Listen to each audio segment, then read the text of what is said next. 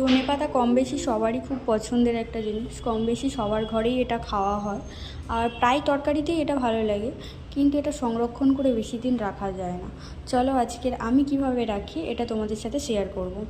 প্রথমেই একটা গ্লাস নিয়ে নেব। এটা কাঁচের গ্লাস হলে ভালো হয়, কিন্তু আমার কাছে সত্যি বলতে কাঁচের গ্লাস নেই, তাই আমি এই গ্লাসটা নিয়েছি। এই গ্লাসেও থাকবে এরকম কোনো ব্যাপার নয়। এরকম গ্লাসে হাফ জল নেব, কারণ গ্লাসটাতে মানে বেশি পুরোপুরি জলটা নেব না, কারণ পুরোপুরি জল নিলে ওই গোড়ার ওপরে চলে আসবে আর খারাপ হয়ে যাবে। সেই জন্য হাফ জল নেব। জল নিয়ে শুধু গোড়াটাকে ডুবিয়ে রাখবো, নিয়ে প্লাস্টিক ওপর থেকে এরকমভাবে একটা অ্যাড করে দেবো, দিয়ে ছোটো ছোটো ছিদ্র করে নেবো। ছোটো ছোটো ছিদ্র করে নিলে কি হবে, যে বাইরের হাওয়া বাতাসটা বলো যে একটু পাস হবে, তাহলে জিনিসটা পচবে না বা শুকাবেও না। সেই জন্য একটু ছোটো ছোটো ছিদ্র চারদিকে এরকম করে নেব। ছোটো ছোটো ছিদ্র করা হয়ে গেলে আর কিছু করতে হবে না, ভালোভাবেই অনেক দিন এটাকে স্টে করা যায় খুব ভালোভাবে।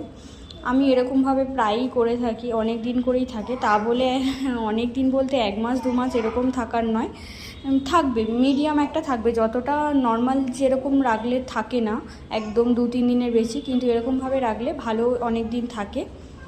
আপনারাও এরকমভাবে রাখতে পারেন, এটা ভীষণই কার্যকর একটা, আপনারা ট্রাই করে দেখতে পারেন, দেখে কমেন্টে নিশ্চয়ই জানিও।